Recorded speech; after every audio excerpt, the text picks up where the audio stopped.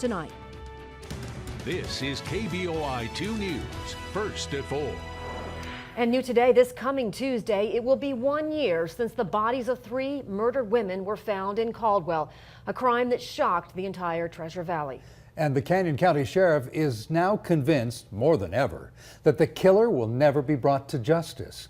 KBOI 2 Scott Logan spoke with Sheriff Kieran Donahue late this afternoon. He joins us now live in studio with what he had to say. Sheriff Donahue told me that while this remains an active investigation, he believes the prime suspect, Mike Bullinger, is dead, probably by suicide. On June 19, 2017, police found the bodies of 56-year-old Cheryl Baker, Bullinger's wife, 48-year-old Nadia Medley, and her 14-year-old daughter Peyton in a shed at a home outside of Caldwell, where they had been living with Bullinger. They had been shot to death. Bullinger, who was at large, quickly became the only suspect in the triple murder. Bullinger's car was traced to Wyoming's remote Bridger-Teton National Forest, where Bullinger disappeared without a trace. I think the case has been solved, okay? I think the case has been 100% solved.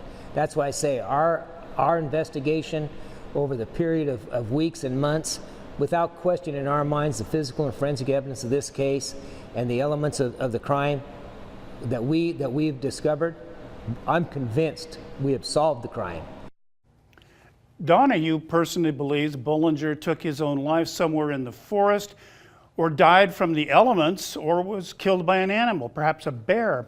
While Bullinger used to teach survival training, the sheriff doubts Bullinger could have survived the winter, but the case remains active and the murder warrants for Bullinger's arrest are still out there. Donahue says the final outcome may only be known through recovery of any remains, which could be matched with the DNA evidence investigators have. Donahue says almost a year later, tips are tapering out. Investigators, though, are not releasing any information about what they found in Bullinger's car, or autopsy results on the victims, or even if the murder weapon was ever recovered. That, the sheriff says, is all a confidential part of the ongoing investigation. Live in the studio, Scott Logan, KBOI 2 News.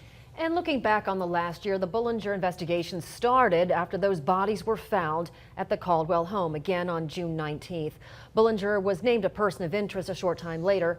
On July 3rd, the sheriff's office released more pictures of him from surveillance cameras just before the murders. And then in mid-July, police began searching the Bridger-Teton National Forest in Wyoming after that car was found abandoned there.